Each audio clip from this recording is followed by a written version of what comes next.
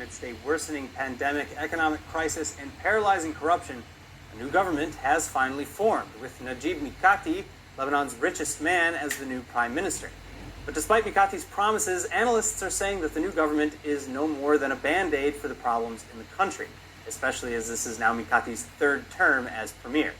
Joining me with the details is Middle East expert and lecturer with Bar-Ilan University, Dr. Mordechai Kedar. Dr. Kedar, it's a pleasure to have you with us. My honor.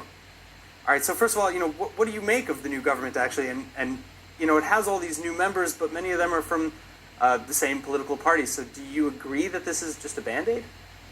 Well, I think that Lebanon had, in the last 10 years, and many governments, more than the hair on my head. Means every couple of months they change the government as if the government is the problem. The government is not the problem.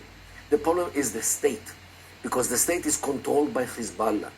When people know in the world that a state is controlled by a terror organization with a stockpile of 150,000 missiles, who with the right mind will invest a penny in such a country?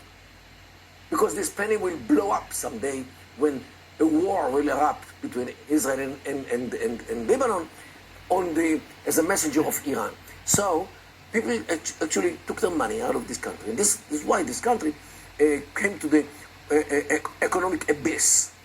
And this is the reason. It's not the government. It's the structure of the country and the fact that the country is controlled totally by Hezbollah.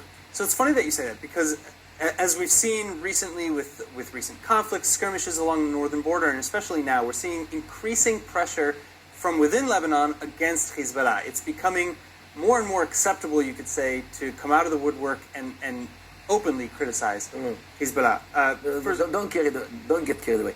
Okay. Hezbollah actually lets people let out steam, because Hezbollah knows that. You don't think anything's changed, really? That maybe the public discourse is shifting a little bit? Hezbollah doesn't change, cannot change, will not change. Hezbollah not, but the Lebanese public? The public are angry. The public are outraged. And Hezbollah, in order to maintain law and order, lets people speak, as if speaking will change the situation. It could lead to protests. It could lead to... No, the only thing which can bring a difference to what happens between us and Lebanon is, first of all, a war. But I don't expect a war, because the Iranians need the stockpile of missiles waiting for a day in which Israel might do something against Iran.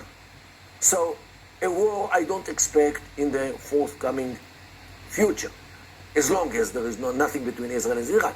However, a change could be also when hundreds of thousands of Lebanese will start marching towards Israel in order to ask food, water, nothing, with no guns, no weapons, no nothing.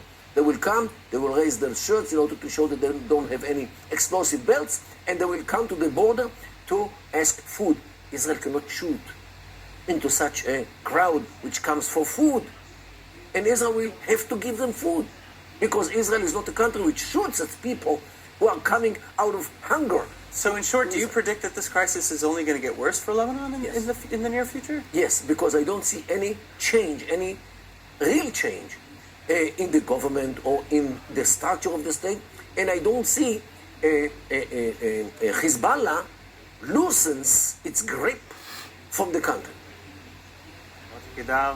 Some dangerous predictions for the future in the north. Thank you so much.